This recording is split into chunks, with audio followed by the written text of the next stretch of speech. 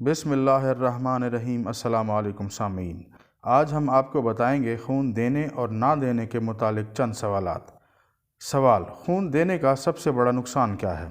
جواب: خون دینے کا نقصان کوئی نہیں البتہ بلکہ بڑا فائدہ ہے کہ ریگولر خون دینے والے فرد کو دل کے دورے اور کینسر کے چانسز باقی افراد کے مقابلے میں 95% کم ہوتے ہیں۔ یہ ریسرچ امریکن میڈیکل ایسوسی ایشن کی ہے۔ سوال: کسی کو خون کا عطیہ دینے کے بعد کتنے دنوں میں خون بن جاتا ہے؟ جواب: خون عطیہ کرنے کے 3 دن میں کمی پوری ہو جاتی ہے، جبکہ 56 دنوں میں خون کے مکمل خلیات بن کر تازہ خون رگوں میں دوڑنے لگتا ہے۔ سوال: پرانا خون زیادہ طاقتور ہوتا ہے یا نیا بننے والا؟ جواب: نیا بننے والا خون پرانے کے مقابلے میں زیادہ فریش اور طاقتور ہوتا ہے۔ سوال: خون دینے کے فوائد کیا ہیں؟ جواب: خون دینے کا سب سے بڑا فائدہ ایک صدقہ جاریہ میں حصہ ڈالنا ہے، جو قیامت تک نسل در نسل آپ کے لیے ثواب کا موجب ہے۔ اس کا دوسرا بڑا فائدہ خون میں آئرن کی مقدار کو بیلنس رکھنا اور سب سے بڑا فائدہ صحت مند اور فریش زندگی گزارنا ہے۔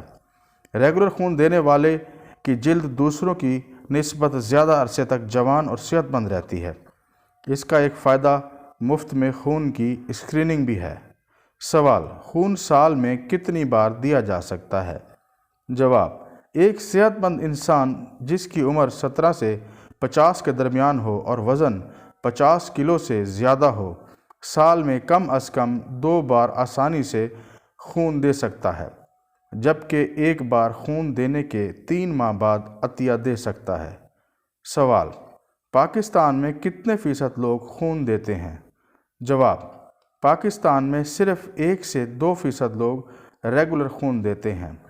چند افراد ایمرجنسی میں بھی خون دیتے ہیں۔ سوال: خون کی زندگی کتنی ہے؟ جواب: خون کی زندگی 120 دن ہے، یعنی 120 دن میں ہماری خون کے خلیے مردہ ہو کر پیشاب کے راستے نکل جاتے ہیں اور نئے وجود میں آ جاتے ہیں۔ سوال: پھر ہم خون دینے سے گھبراتے کیوں ہیں؟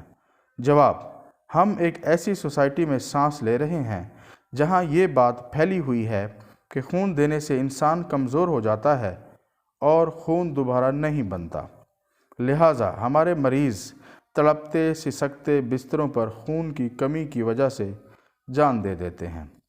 سوال: خون دینے کا عالمی دن کب منایا جاتا ہے؟ جواب: 14 جون کو۔ شکریہ۔